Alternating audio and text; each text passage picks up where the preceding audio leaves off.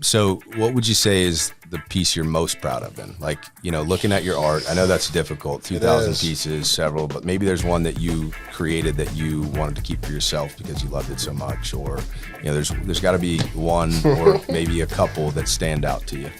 There's honestly not. I love every piece the same. So what you're also saying is everything's for sale.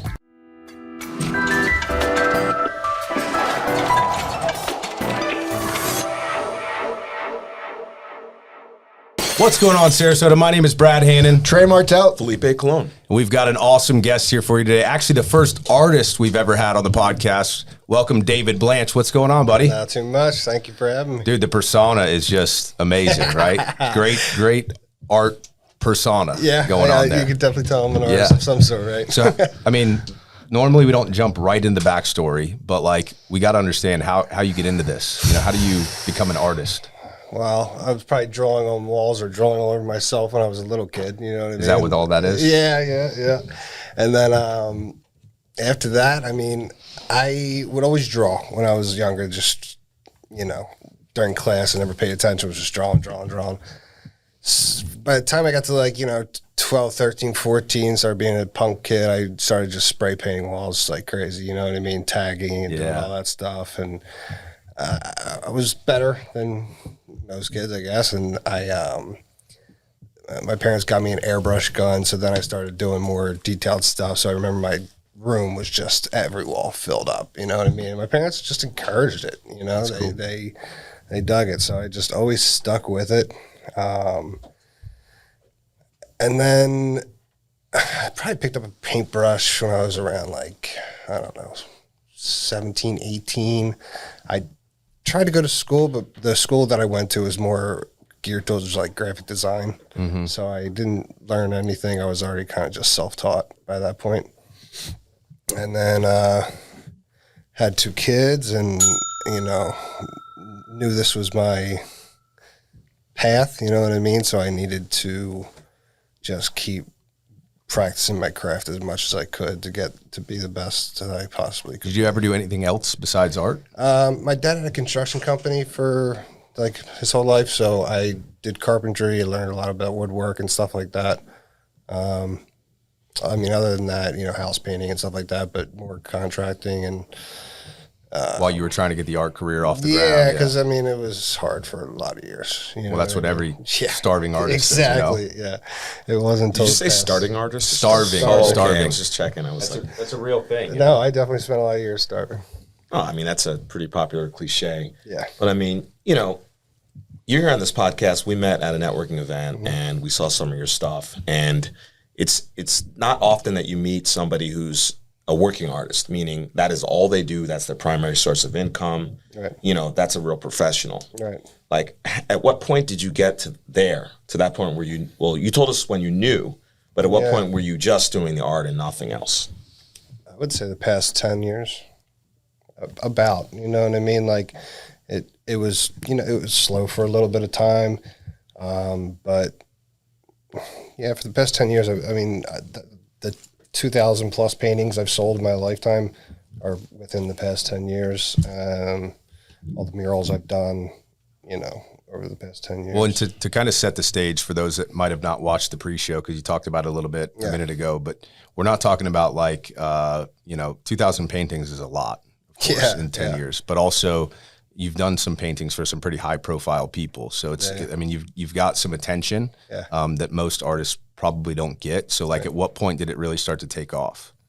And you can name drop those people too, because it is pretty cool. Yeah. Theo Vaughn is hilarious. Doing the painting for Theo Vaughn was absolutely huge. That got my name out there pretty well. Got to meet him, give him a painting.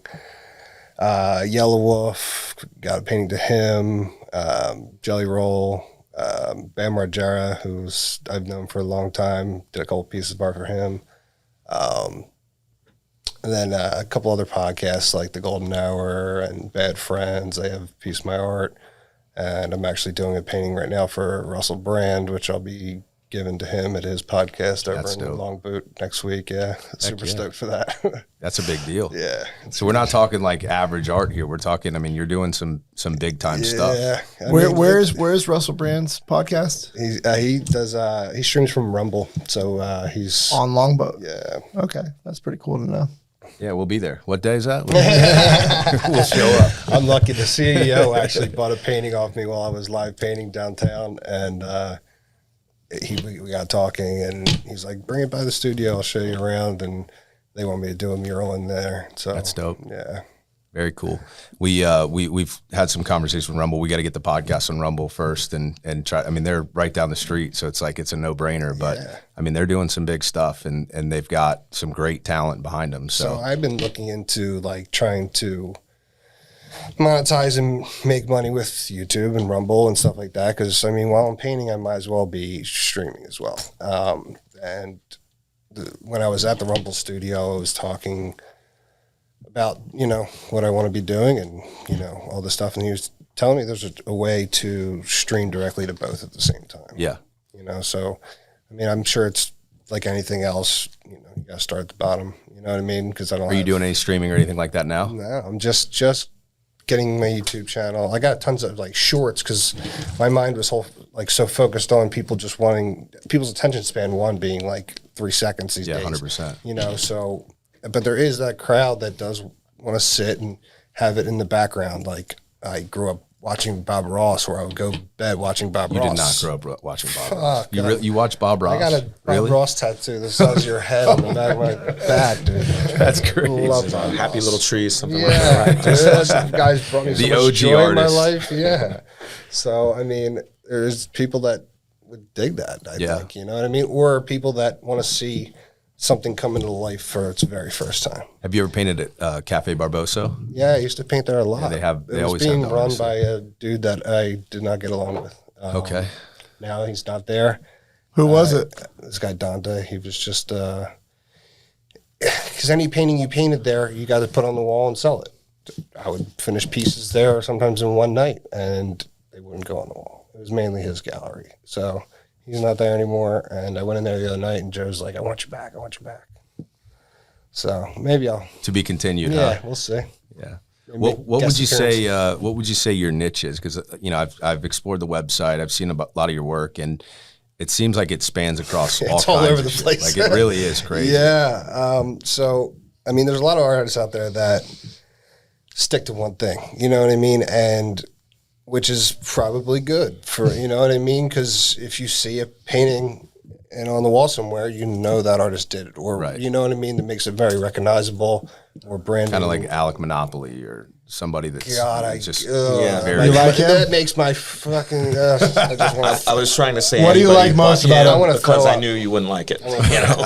Why? God. What do you mean? Well, I mean, It's we ju- could it's- we'll get into that more. garbage. but I hate talking bad about anyone, and I don't want to put negative vibes out there at all. I don't, you know, I try to stay as humble as I possibly can. That's all. I think part of the problem is that, you know, perceptions have shifted, right? And now we don't separate street art from mainstream fine art, right? Right. It's all kind of merged. Street art is art. Right. So what's happened is some folks have learned how to take advantage of that, and they come from a different angle and a different space than somebody who has a real street art background. Yeah, I mean, like I And- feel like talent Yeah. should precede everything. Yeah. Not just taking a print and putting it of like a Chanel bottle or something like that and putting it under resin and, you know, you spray paint on it and there's, you know, a There's your $5,000 art. painting.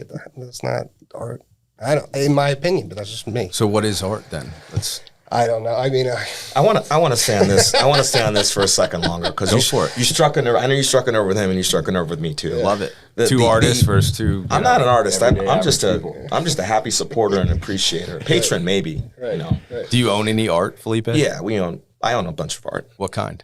One of my favorites is John Sims, who's a late artist, who's a mathematician and fine artist, who was What's an the artist piece in called? residence at Ringling. Oh gosh, we have a few. I have. He used to Do do you know some this guy? quilts. John Sims, I have seen his work. Yeah, Who's we? me and my parents. We love you, That's Felipe. fine. We That's love you. fine. No, the math art concept, no one has ever done that. I think he didn't get enough recognition during his life. I anticipate he'll get more, so we're hanging on to those. That's another thing. Like every time I sell a piece of art, I support another artist.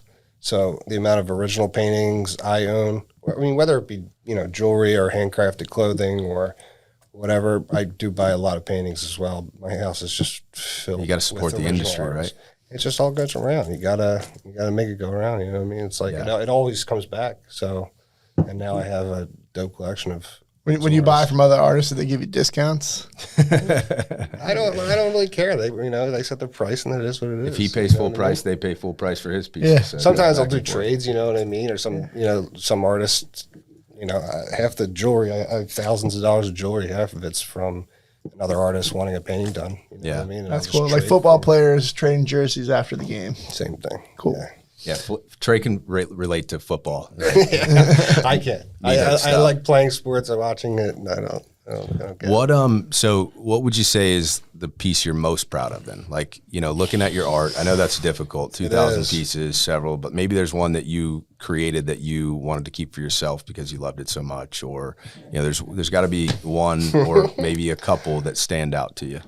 There's honestly not. I love every piece the same. So what you're also saying is everything's for sale. Yeah, but I also don't make prints. Oh, you don't make any prints? I used to. And you guys know what he means by that?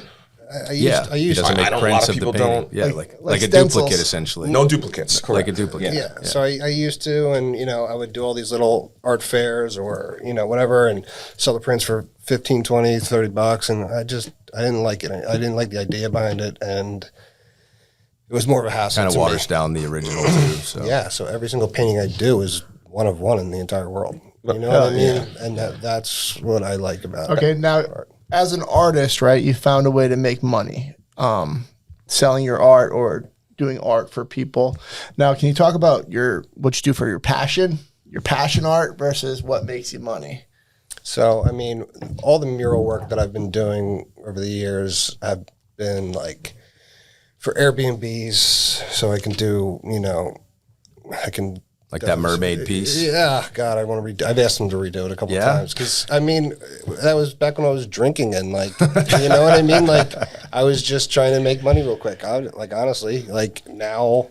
The mermaid was a little blurry. It just, But hey, it was hard to do because it was on brick. So trying to do a face on brick in a very tiny space, it was tough to do it. But the thing is the story behind artwork is always worth it. So that one you were drinking, so it's got a story behind it. And this is like, oh yeah, this is a David Blanch original from when he was still on the sauce. Right. So it's Like- worth right. more. Like a period piece. Right. There was a time. This is better because he was Artists tripping usually on they break acid. they break up their lives in like You period got it. pieces. You got it. Yeah. So Picasso's blue period, and you got David Blanch's wet period. Right. So there was this time that I fell. I was whacked, and I fell right back into a fire pit. Right, and on my right hand, I burnt my entire right hand, 3rd-degree burns. Like That's your moneymaker. Yes. So my hand was completely gone. Oh god. So I did one left-handed painting, and it sold like crazy. Because it's got a story behind it. Yeah.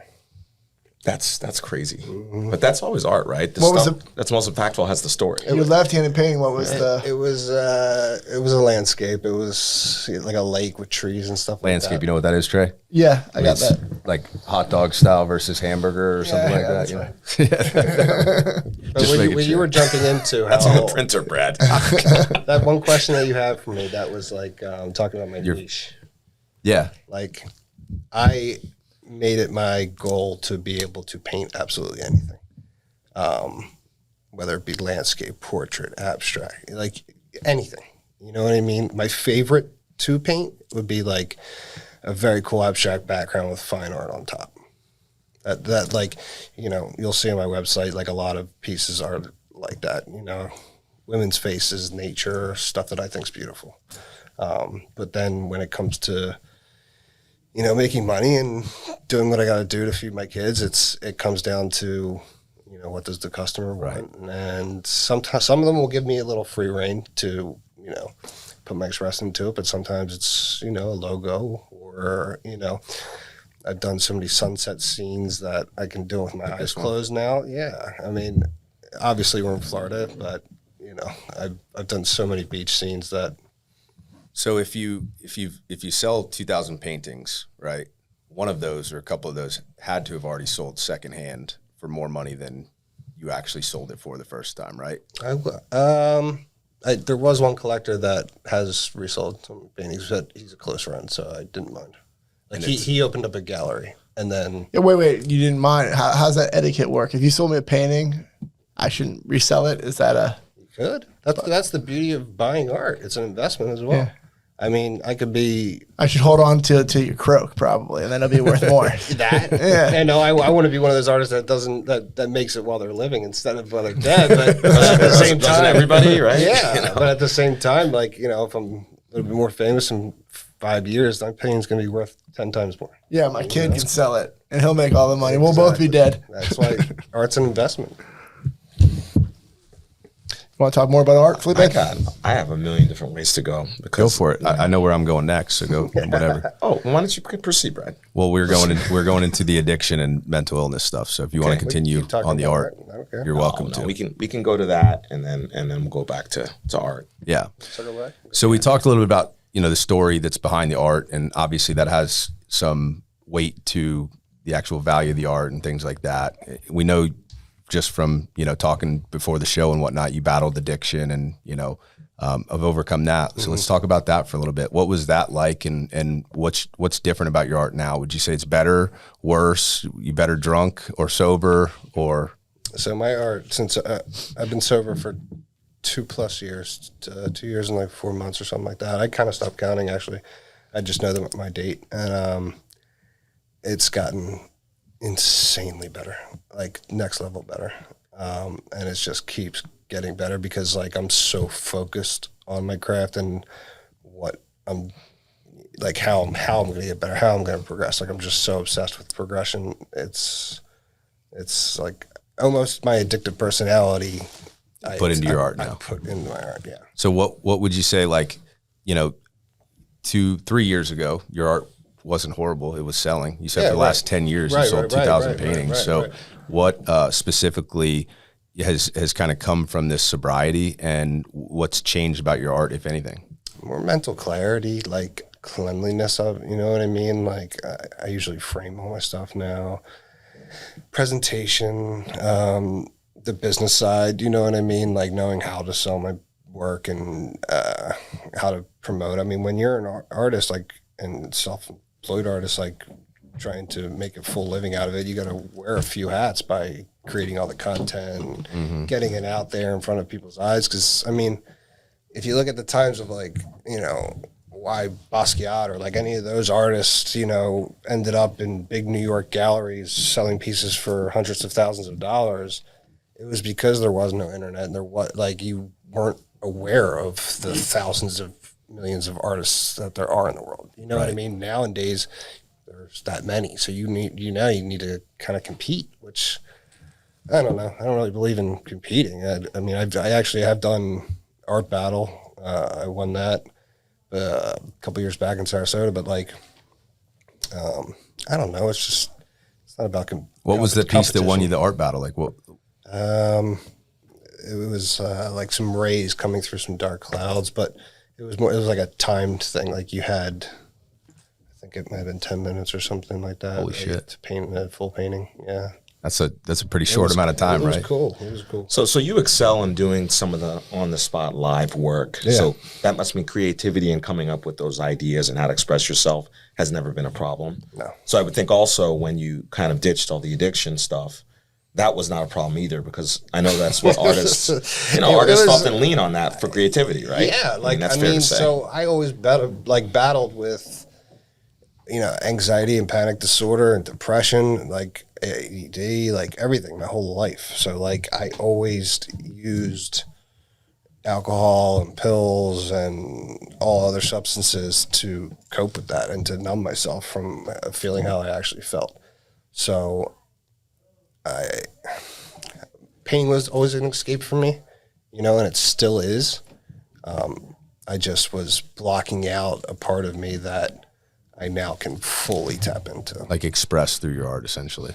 Yeah. And with your sobriety, I follow your story. You're getting in shape, right? Yeah. You want to walk me through what your daily routine is like? I mean, I run the John Ringling Bridge every day. I build a home gym. I mean, I don't know. I like going to a gym and having other people around just kind of bothered me. I like to turn out and really get into what I'm doing, and I'm grateful that I have like a huge patio that I was able to turn into a home gym. So I have everything that I need out there, and I lift 5-6 days a week, and it's like another kind of way to battle my depression, my anxiety, and stuff like that. So yeah, that's another addiction, but I guess a good one. You know what I mean? Yeah. Yeah, you gotta definitely find something healthy to get addicted to. You touched on like the internet and social media kind of keeping everything within reach, right? So there could be artists in California that, ordinarily without social media we might not know of, but because of social media we know of them, which makes it even more interesting that you've, sold some pieces to some pretty famous people. How do you feel like they discovered you, or maybe how they discovered you? Like, how are you standing out amongst the, hundreds of thousands? I mean, anybody that high up that I've done paintings for, I reached out to them. Okay. Nobody came to me. I would never say anything like that. No. Yeah. But I mean, that was just a way to. I mean, they're all people. All those people that I've done artwork for, they're all people that I love and grew up, or whatever, that influenced me, and so it was just a way for me to give back in a way to them. You know what I mean? For either their music, touching my life, or it doesn't hurt. It's great marketing. Comedy. Either, though. It is, yeah. I mean, it's definitely cool. You know what I mean? But they're just people. You know what I mean? That's how I look at it. What kind of music you into? I listen to everything, dude. Rock, everything. Like, I mean, that sounds more believable coming from you than most people who say that. Yeah, I mean, I love funk. I love, I try to stay away from some electronic music. That stuff's kind of annoying. That the bass music. Like, makes you want to do drugs. I just did Art Basel Miami, and like I was out there selling my art and doing a huge mural for 3 days straight, and it was just nonstop. And I just was ready to lose my mind after that whole festival. But how about Tom Petty? You like Tom Petty? Yeah. I like old. I love Tom Petty. Shout out to my mom. Is my Tom mom's Petty all-time favorite. Is Tom Petty considered oldies now, Felipe? For sure. You're asking me. You're the Tom Petty super fan, man. Definitely is. Definitely is. Like, I'm the type of dude that you could sit around for days and I can play you something that you never heard before. So you play music as well? No. Oh. I would love to. Okay. But my music taste, I guess, or the like my you could expansion of serenade me with different genres. Yes, okay, cool. Yes. I'm curious your thoughts on the Sarasota art community, because, as you know, you've been here a while. How many years you been here? So I'm originally from Philadelphia, grew up there. I've traveled all over, but I have lived in Florida for 9 years. Okay, so long enough to know Sarasota is often marketed as kind of like a creative / cultural coast. Have you heard that before? Yes and no. Whether we agree or not, that's another discussion. St. Pete is doing its thing. St. Pete's been doing its thing. I think Sarasota isn't. the reputation comes from John Ringling, and that's the where arts it's come outside from. of like painting art, like shows and theater and it's all that kind of stuff. But it's all the as well. same stuff. Walk down Palm Avenue. Look how many galleries are there. Of course, not a lot of towns have streets like that. So I think it's art generally. We used to have the highest number of working artists per capita in this town, supposedly second in New York. But who's going into galleries these days, really? I don't know. Somebody is. They're still there. They're paying the rent. That's what I mean. But it's got to be some kind of money laundering or fraud or something. So, David, who are some local artists in Sarasota that you admire? Some other of your colleagues, I guess, that you'd say, "Hey, man, that guy's pretty good." None really. I stick to my stuff, man. I'm like a one-man band. I don't really work with anybody. I don't collab. I don't. Nothing. True artist. But it also sounds like from the people you sold to and the kind of spaces you network in that you're not necessarily doing most of your stuff here. You just happen to be here, which, you know what I'm saying? I mean, you're doing your art and marketing it to people who you resonate with on social media that may be anywhere. Yeah, I mean, a lot of it is word of mouth. I mean, because, if any Sarasota word of mouth has been huge for me. Anytime anybody asks for a mural, or like I got a list of clients that are going to name my name. So it's like, yes, I have, a huge online presence with that, for canvas work. I mean, I have traveled for murals before, but I've been pretty busy and blessed with being able to work around here or just in Florida in general doing murals. So you're saying the area has been showing you some love with your more commercial art? Yeah. Awesome. Yeah, absolutely. Very cool. You want to name drop some of the businesses around here you've done work for, murals specifically? I just did a new one on Main Street for that Trusted Wellness. It's like a CBD type company. So that's a pretty big one. Anybody can go and see that one. That's pretty cool. What other just companies in general? Because I remember I was talking to the guy that I work with a lot for my gutters, Skyway Gutters, Derek, and you happen to be doing a mural. That one came out so beautiful. It looked great. And he was such a great dude too. He's cool as fuck. Absolutely love. Like as soon as we clicked instantly. The second we started talking, he reminded me of one of my best friends, and he gave me. I mean, obviously his logo was pretty plain simple. Here you go. But at the same time, he was like, he got into looking at my other art, and we just talked for over an hour. That guy can talk. And that's what I love. Like, I always love to shut up and just vibe off of somebody else's, mind. And yeah, he just gave me complete freedom on the other wall. And I just went to town, and it came out just so sick. Name drop some more businesses. I know you did the plumber next to. Oh yeah. That was a fun one. I mean, it was hot. You know what I mean? That's the downside of mural in Florida, but. That came out really good for Superior Plumbing over there on Cattleman, and that's anybody that drives that road on Cattleman, you're seeing that. Is that Blanton Superior? Yep. That's Yeah. Yeah. And it's like when it comes to business, you could pay a few $1,000s for a sign. You know how much my street sign cost me?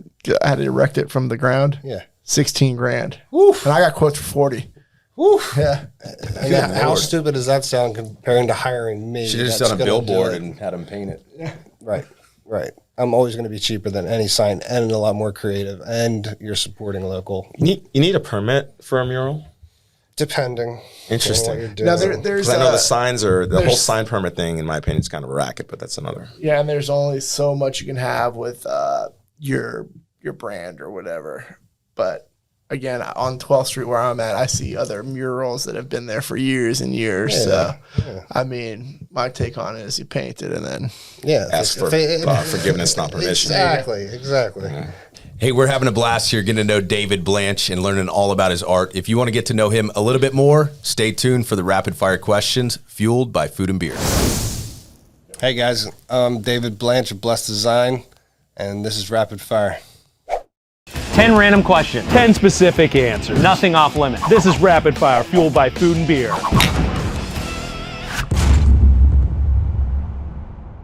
Do you have a favorite musical artist? Him. Ben called him. Southpaw, other paw, or faux paw? Right-handed. What is known is that it essentially comes down to genes and biological asymmetry in the human brain. Sneakers or flip-flops? Sneakers. Do you have any hidden talents? I probably have a ton. I can cut hair.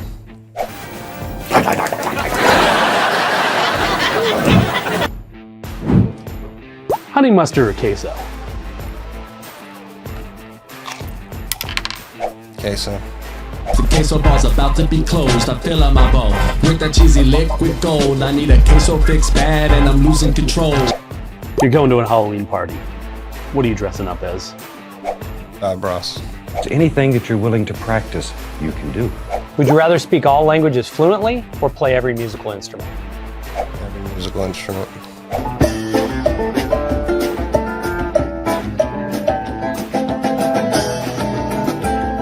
Everyone's got red flags. What would your warning label be? I used, back when I was drinking, I had fucking 1,000 of them. You know what I mean? It was beware of fucking hanging out with me. Danger, Will Robinson. Danger. Now it's like I'm boring and fucking sitting down. Oh, If a movie was made about you, what kind of movie would it be? And who would they cast for you? Oh, that's a good question.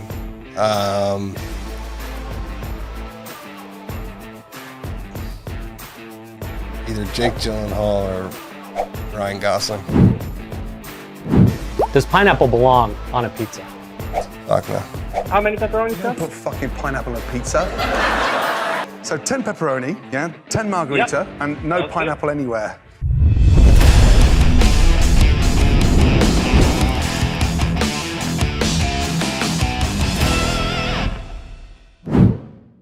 So I met her through my sister about 6 years ago, and they're both hairdressers here in Sarasota, and she was with me during all the times of me being a complete just knucklehead.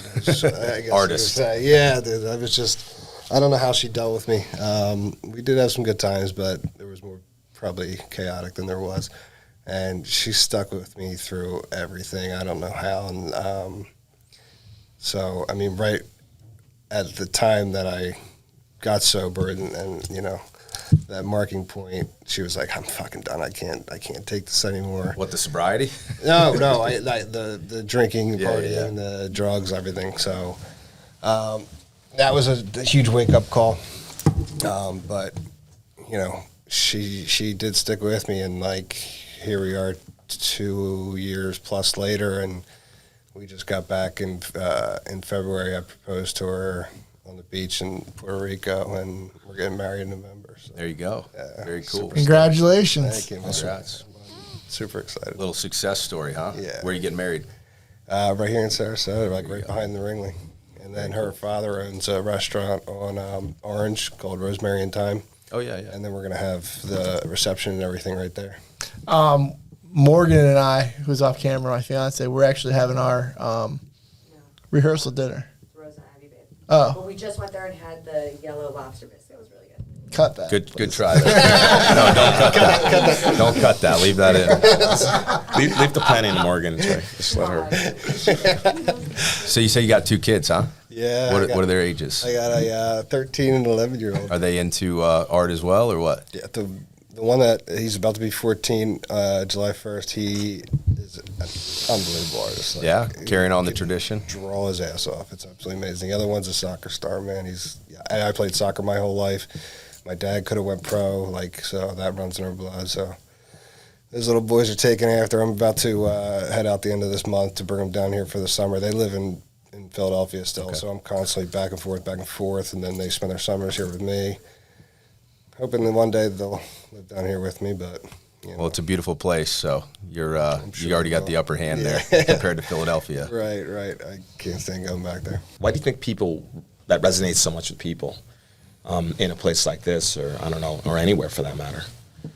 Why do I think people resonate with people? Why do you think that type of art resonates with people the way it does? Even though, as you said, you know, it's not really that complex stylistically or, you know, in thought. I mean, you know, look at some of the stupid art that sells for thousands and thousands and thousands of dollars. It's got like Louis Vuitton on it, or it's got, it's got some kind of branding name or something along the lines of it where you already own a Porsche, but it's got a Porsche logo on it, so it resonates with you, you know, or you have Louis Vuitton clothing and this painting has, that's why. Right. You know what I mean? It's like catching something you already own by it. When you're kind of piggybacking on the work that was done by the brand or the, you know, whatever you're just jumping using it to get into that person's No, I mean that resonates with me a lot. I would equate it to kind of some music that quote hops on trends.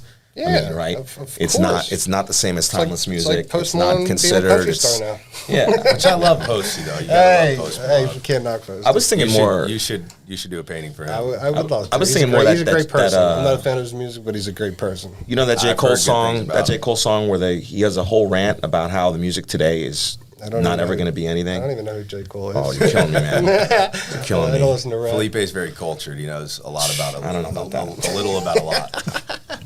No, but I agree with you. You know, that kind of art, you know, where somebody hasn't taken the time to put in the dues and really consider things and just found a way to it's still connecting with people, but it's connecting with people at the most shallow base level. Exactly. Right. There's some people that just see something either shiny or easy to look at or whatever, and I mean, it just says a lot about that person, really.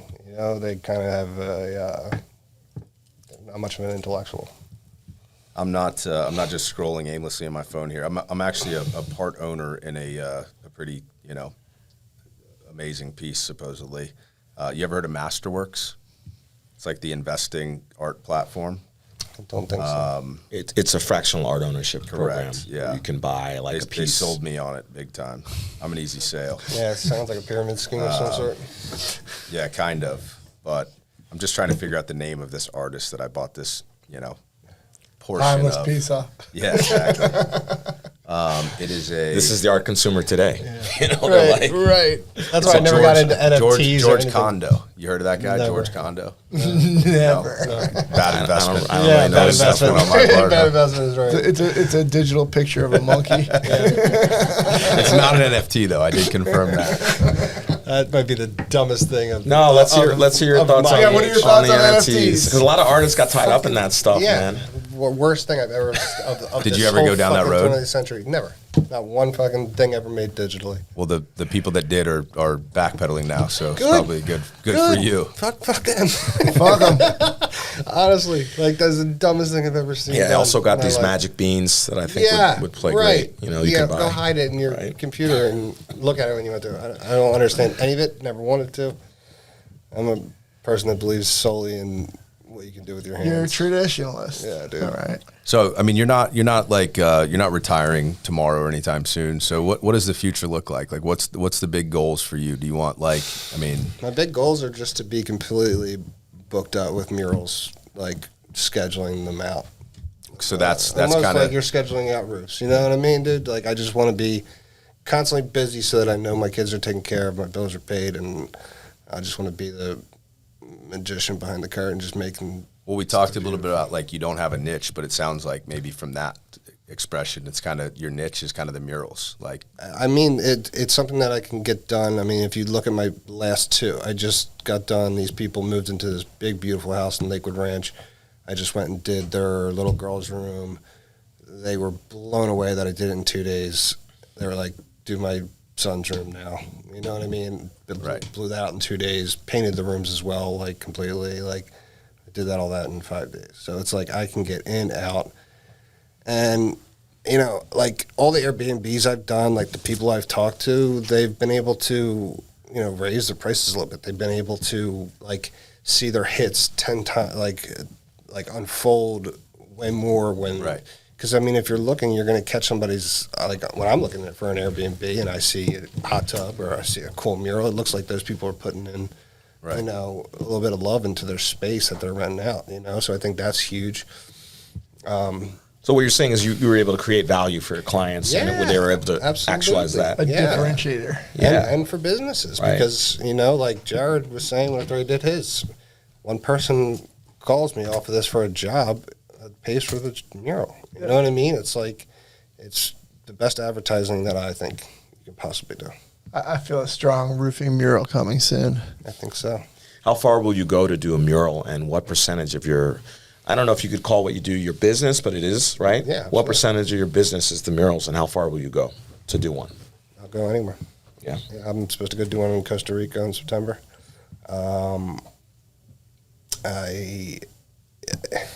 It's my highest ticket value. You know what I mean? Like, my canvases are, not cheap, but I do have, some that are very affordable. But I also offer afterpay and payment plans on anything I do. You can pay with a credit card for a mural. You can pay with a credit card for a painting. So it's like I try to make it as accessible for anybody. You know what I mean? I think that's important because at the end of the day, I got to feed my kids and keep a roof over my head. You know what I mean? So it's like I can create pretty fast, but you know. After we wrap up, we'll have to go to my old office. I'll show you the mural that I had done in there. It's not by a professional. One of my agents actually, like his hobbies, like tagging stuff. I think it turned out pretty good. Yeah, sometimes. I think it looks pretty good for a non-artist, right? Like a skateboarder that just right. learned how to. I mean, that's how I started. Railroad, train cars or whatever. But then the other day, like I posted on, I got so much shit for that. I actually had people threatening me. Which post is this? On word of mouth the other day because I mean I walk the bridge every day, right? There's a time and a place to do graffiti, when you do a huge, disgusting tag. What was the tag? I have no idea. Couldn't even read it. I have no idea. It wasn't good looking at all. Like it was just. But then I made that post, and then I got people hating on me. It's like I'm trying to get mural work. It's like, I don't need that fucking wall. I just don't want to see that shit. I know the city's going to come in and just paint it some different color than the bridges and make it more of an eyesore than it already is. Why not make something beautiful there? Yeah. That's all I was trying to say. No, I do remember that post, and Morgan showed it to me. And then I had, people threatening me. You get people riled up in there. What was the hate for, though? I don't understand. Like what? So there was some shitty graffiti, and he said, "Hey, man, if anyone has a contact at the city, I'd be happy to put a mural over this bullshit." And everyone's like, "Oh, you're just trying to get work and blah, blah, blah, blah, promote yourself and this and that." I got you. But it was really like you don't want to look at that shitty. Correct. Right. Yeah. And then they did go out and paint it another color of a shade of brown, so it looks even worse.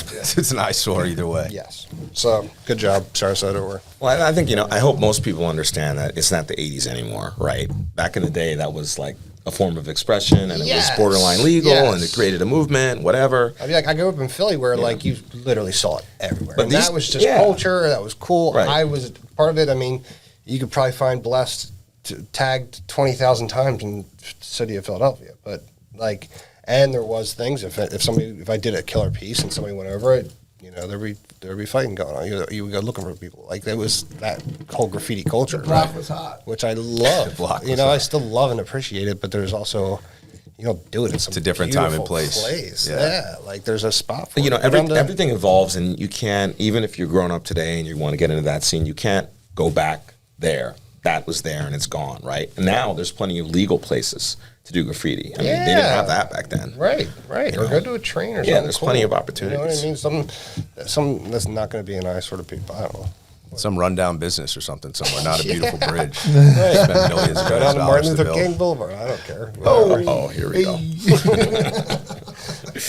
So we're talking about Sarasota. I think it's a great time to kind of pivot into some Sarasota-based questions. Oh, cool. So Trey, I'll kick it over to you, bro.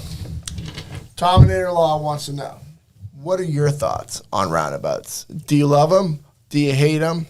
And a bonus question, do you think you could help us get one named after Sarasota SpeaX with your artwork? I think we should definitely do that. Roundabouts are ridiculous because half the people here are not locals and they have no idea what the hell they're doing. So the amount of accidents that are happening and can happen is just out of control. I mean, how long did it take them to build the one going to the, too long bridge? Too long. It was ridiculous. The 2-lane one? Yeah. I mean, over the past month or two, I've seen traffic not be as bad as it was a couple of months because the prior. snowbirds left, not the roundabouts. Exactly. But so it's, I would say, a little bit smoother, but you still have some of these people, man. It's just half these people in the world are, on some kind of pill or something, and or on their phone. On their phone, I see it all the time, especially when I'm on my motorcycle or whatever. Like, I'll look down and I'll see somebody on their phone while they're driving, and it's just.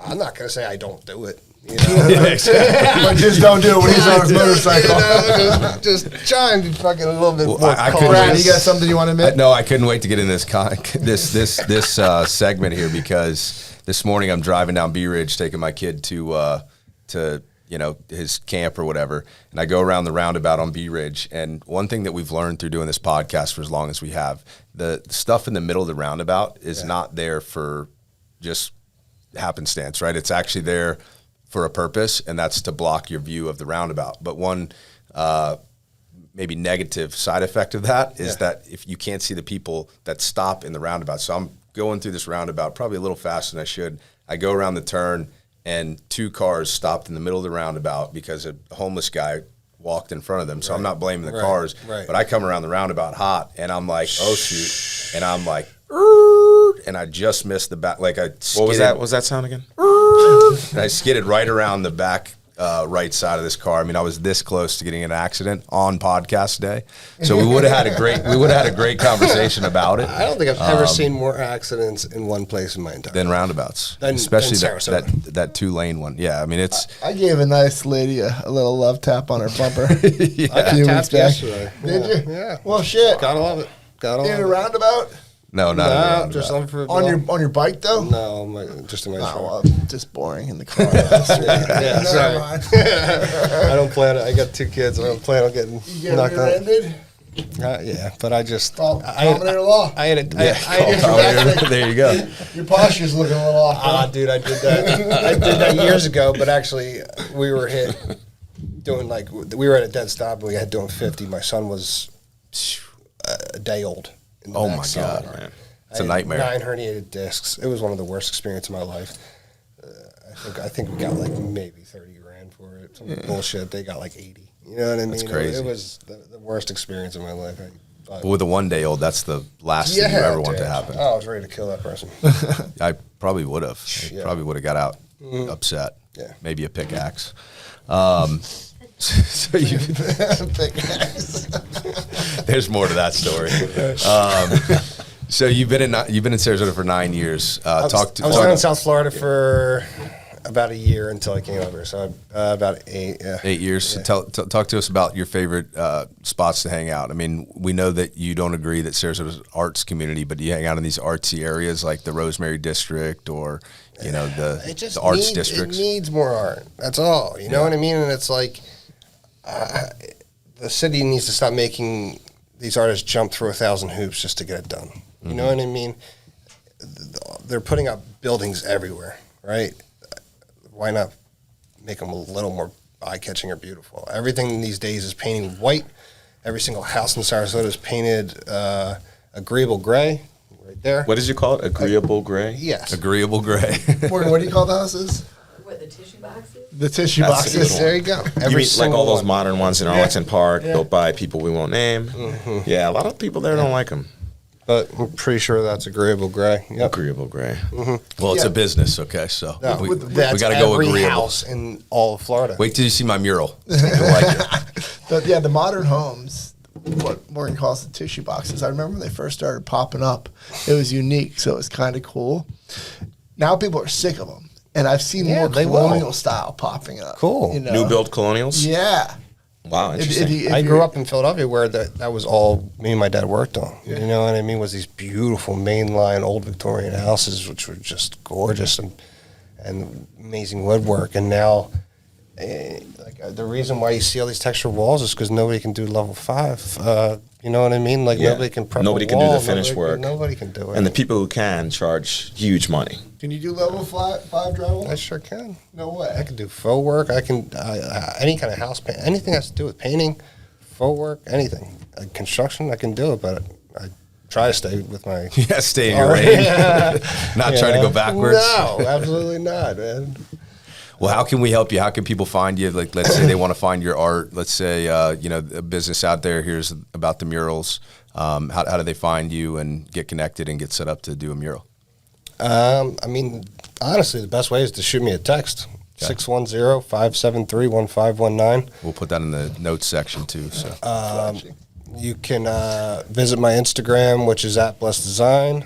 Facebook is @BlessDesign.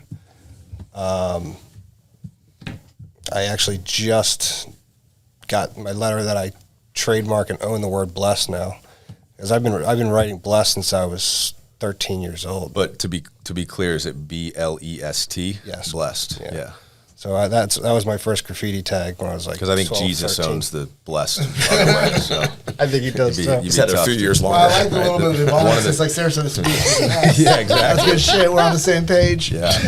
Show that freaking thing one more time. That thing's sweet. All right. Public announcement as well. Future guests on the podcast. If you want to bring us gifts Felipe will greatly appreciate it. Now, this is some good stuff. And Bless does some great work. I've seen his murals around town. And think about this way as a business owner, right? This is how I think about it. You can make your place of business more beautiful, and it should turn over, like you said with the plumber, a few jobs later, it's paying for itself. And every dollar it generates after that is gravy, baby. Yeah, exactly. I also think that Trey should move from wraps to tagged vehicles.